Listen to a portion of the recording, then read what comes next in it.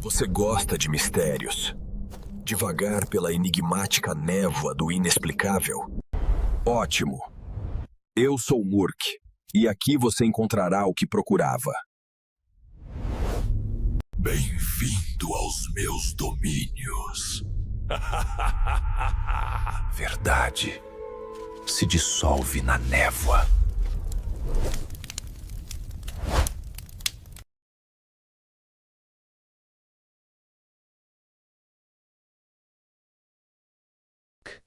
Imagine a snow-covered forest, trees stripped bare, and the cold so sharp it feels like it cuts through the soul.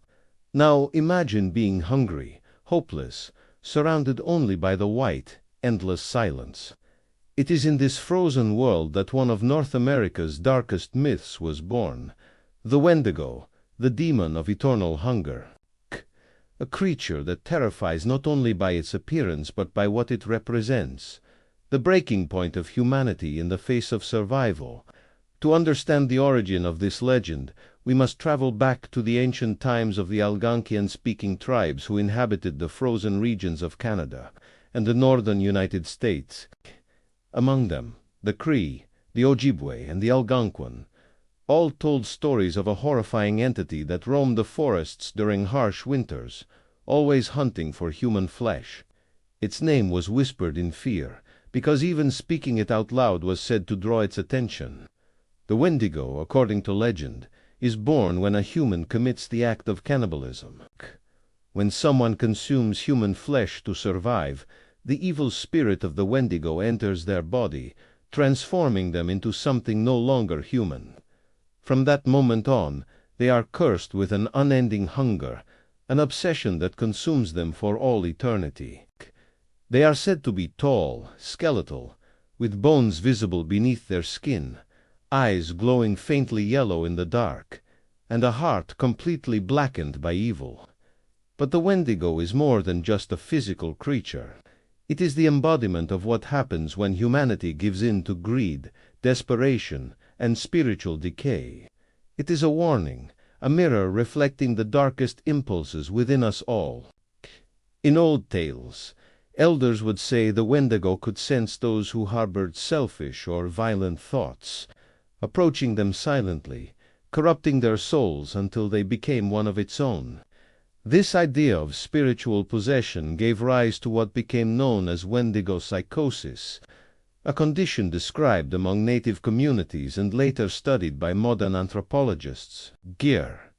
It manifested when someone believed they were being possessed by the Wendigo, experiencing an overwhelming hunger for human flesh and a terrifying loss of control.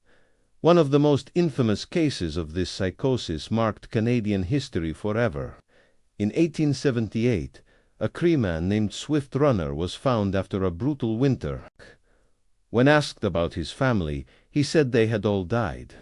But when investigators reached his cabin, they found human bones scattered and burned. It became clear that Swift Runner had eaten his own wife and children. He claimed the Wendigo had taken over his mind, forcing him to act without awareness. He was executed for his crimes, but his story endures as one of the most chilling examples of the Wendigo curse. Cases like Swift Runner led many to believe that the Wendigo was not just myth, but a real force capable of manifesting in times of famine and despair. Anthropologists such as Morton Tyker and Nathan Carlson studied reports of Wendigo psychosis and discovered that in isolated communities, where starvation and extreme cold were constant threats, fear of the Wendigo was nearly as deadly as the winter itself. The mere rumor that someone had been possessed could tear an entire community apart with paranoia and mistrust. But the Wendigo myth survived the centuries, transcending time and culture. Today, it appears in books, films, and television, yet few understand its true origin. Many treat it as a monster of horror fiction, when in truth it is something much deeper, a living metaphor for moral collapse. The void that consumes the human soul when need overwhelms compassion. And here lies the question that will haunt you, the viewer. Is the Wendigo just a monster in the forest, or is it a reflection of what lurks within ourselves? What happens when civilization falls and we are forced to face our most primal instincts? Could we resist hunger, or would we become the very thing we fear? As we will see later, the line between myth and reality grows dangerously thin. There are modern reports of sightings, strange symbols found at crime scenes, and paranormal investigations claiming evidence of the Wendigo's presence. It's where folklore meets the unexplained, when ancient terror echoes through modern times, reminding us that some shadows never truly fade. As the years passed, the Wendigo legend refused to die. Instead, it grew stronger, adapting itself to new generations and modern fears. In remote areas of Canada and the northern United States, local hunters and trappers began reporting strange encounters, eerie sounds, and footprints too large to belong to any known animal. The creature, they said, was fast, tall, and emitted a faint smell of decay mixed with frost. In 1907, near Fort Kent, a group of lumberjacks claimed to have found the frozen remains of a figure that looked human, yet grotesquely stretched. Its arms were longer than normal, its mouth torn open as if from an eternal scream. When authorities arrived, the body had vanished, leaving behind only deep claw marks on nearby trees. Reports like these multiplied, always ending in silence and disappearance. But perhaps the most unsettling aspect of the Wendigo myth is that its dose and tea need to be seen to be felt. Many people claim that it manifests first as a whisper, a voice calling your name from the woods. Once you hear it, the curse begins. Dreams become vivid, filled with shadows and hunger. Then comes the paranoia. You start to see shapes moving beyond the tree line. You smell rot where there is only snow, and you feel watched, even in daylight. This psychological element has led many researchers to question whether the Wendigo is more than folklore. Perhaps it is a collective hallucination, born from extreme isolation, starvation, and guilt. Yet, despite rational explanations, the fear it inspires remains disturbingly real. Some Native American elders insist the Wendigo spirit never vanished. Instead, it evolved, feeding on modern forms of greed and moral decay. To them, the Wendigo is not confined to the wilderness anymore. It lives in cities, in human ambition, in our endless desire for more power, more wealth, more consumption. The hunger never ends, and that is precisely what makes us its descendants. In that sense, the Wendigo represents not just cannibalism of flesh, but the cannibalism of the soul. It is what happens when we consume each other emotionally, spiritually, and economically. A timeless warning that even today feels painfully relevant. Still, there are those who believe in the literal existence of the creature, that something ancient still roams the northern woods. Paranormal investigators and cryptid hunters have recorded strange howls and heat signatures in isolated forests, far from any human settlement. Thermal cameras have captured silhouettes standing motionless in the snow, too large and too cold to be human.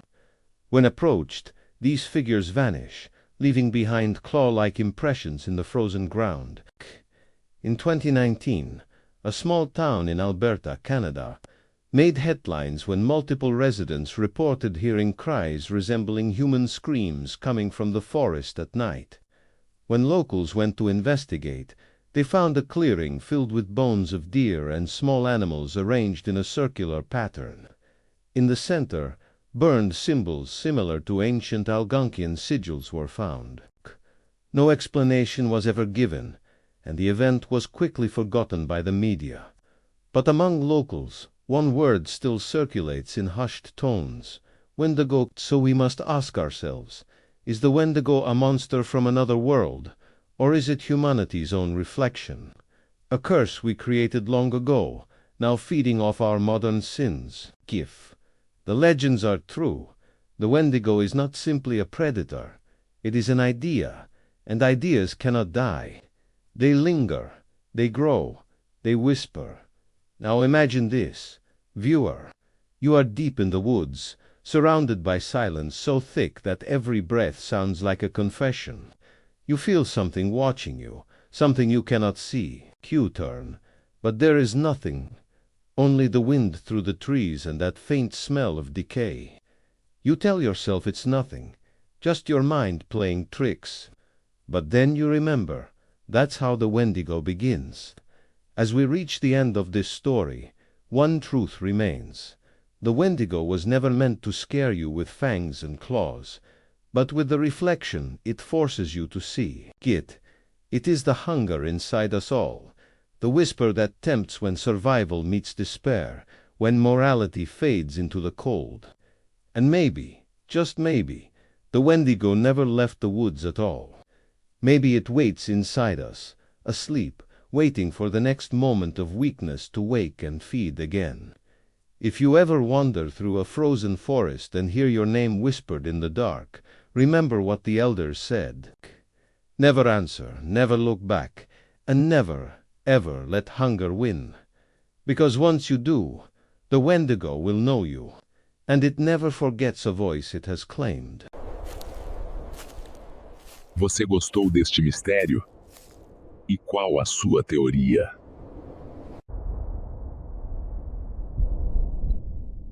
Deixe nos comentários o que você acha.